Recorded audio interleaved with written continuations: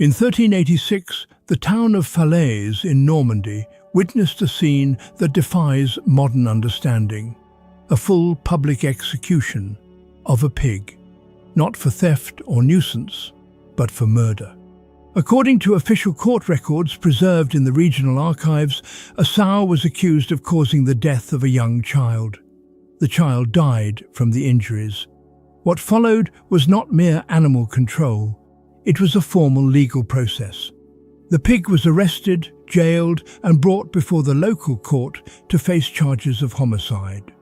This wasn't treated as an oddity. The sow was dressed in a man's clothing, brought before a secular judge, and stood trial in a public square.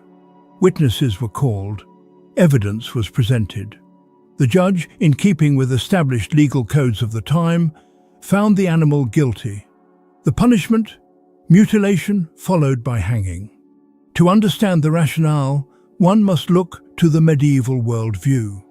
The legal framework of the time, steeped in Christian theology and local tradition, sometimes treated animals as if they could violate divine order.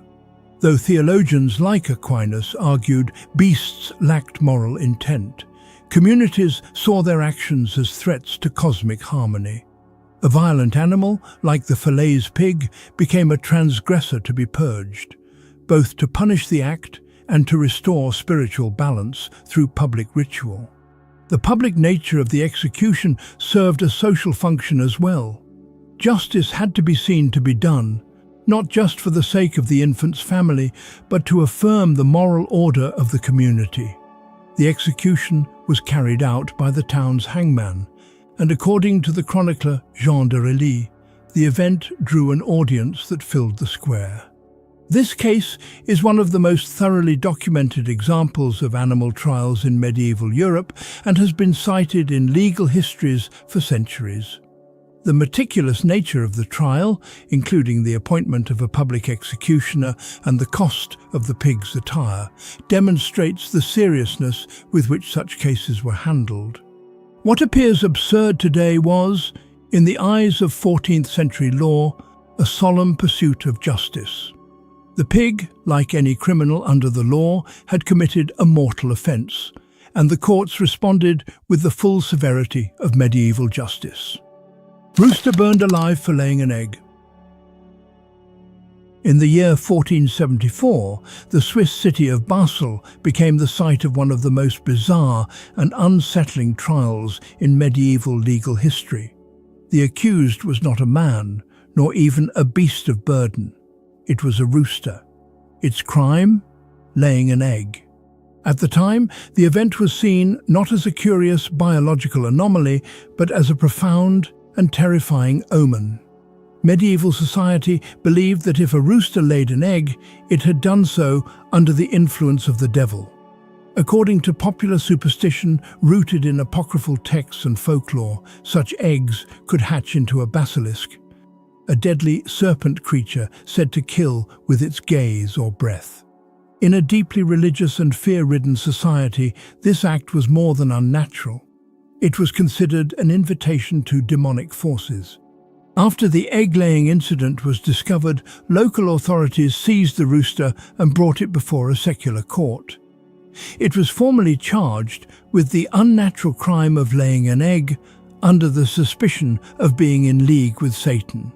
The court assembled included local magistrates and clergy, reflecting both the civil and ecclesiastical seriousness of the case. There is no indication of any defense being made on behalf of the animal. The verdict was swift. The rooster was found guilty and sentenced to be burned alive in a public square. The execution was carried out in full view of townspeople, with the egg allegedly destroyed alongside the bird. Contemporary records, though limited in number, describe the event in matter-of-fact legal terms, indicating that this was not viewed as theatre or spectacle, but as a necessary protection against spiritual corruption. This trial illustrates how, in the late medieval mindset, law, religion and superstition were inseparably intertwined. To tolerate such a creature was, to them, to risk the wrath of divine judgment. In a world where miracles and curses were woven into daily life, even a rooster could become a vessel of unholy threat and be punished accordingly. Bulls hanged for rampaging in the streets. In the medieval legal world, the line between human and animal responsibility was far less distinct than it is today. Numerous court records from the 13th to 16th centuries refer to the formal prosecution of animals, including bulls, especially in cases where human life had been lost or serious injury inflicted. While we lack the kind of detailed narrative accounts found in cases involving pigs or rats, we do possess several regional judicial documents, especially from parts of France, Flanders and the Holy Roman Empire, indicating that large animals such as bulls or oxen were occasionally subjected to criminal proceedings. These cases typically arose when an animal had escaped its handler and caused fatal harm, such as goring or trampling a person. In such instances, it was not unusual for the local authorities to seize the animal and treat it as a culpable offender under secular law. Bulls were sometimes imprisoned prior to trial, often chained or confined in specially secured structures. When found guilty, based on witness testimony or the circumstances of the incident, sentences were issued not simply to eliminate a dangerous animal, but as an expression of communal justice. Some documents suggest that execution by hanging was applied even to these massive creatures. However, due to the physical impracticality of suspending a full-grown bull, it is likely that in many cases the term hanging was used symbolically or carried out in modified form, such as strangulation or tethered suspension, intended to imitate the form of human execution. This reflects a deeper concept in medieval justice. The act of punishment had to be public, formal, and morally communicative. The deliberate execution of a bull that had killed a person served to restore spiritual and legal order, much as it would in the case of a human offender.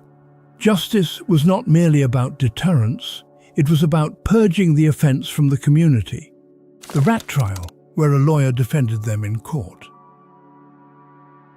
In 1522, the small French town of Autumn became the stage for one of the most extraordinary legal proceedings in medieval Europe, an official ecclesiastical trial against rats.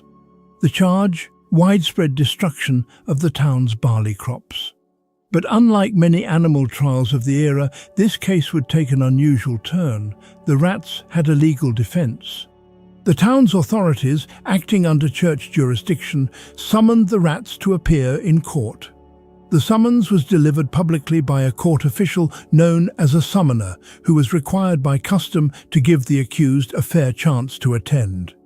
When, unsurprisingly, the rats failed to appear, the judge considered proceeding to sentencing.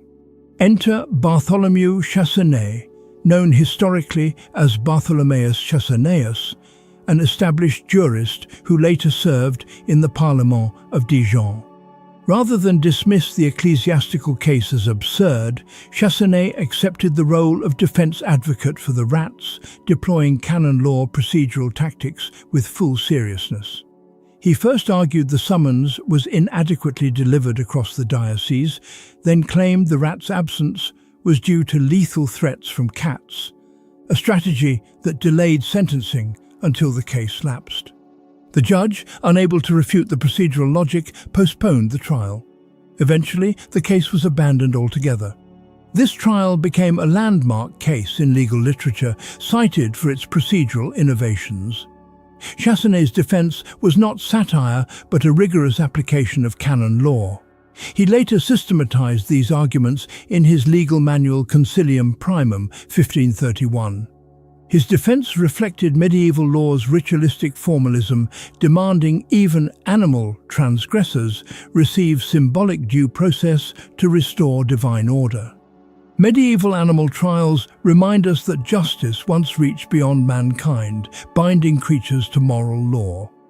These proceedings expose the lengths societies travel to defend cosmic order, illuminating both religious fear and legal rigor. They echo today whenever we debate responsibility, rights, and the limits of human authority. The weight of such judgments warns that law, culture, and belief are never static, but evolve with conscience. Comment below what modern practice might future generations view as equally strange. As the Book of Wisdom exhorts, diligite justitiam qui judicatis terram.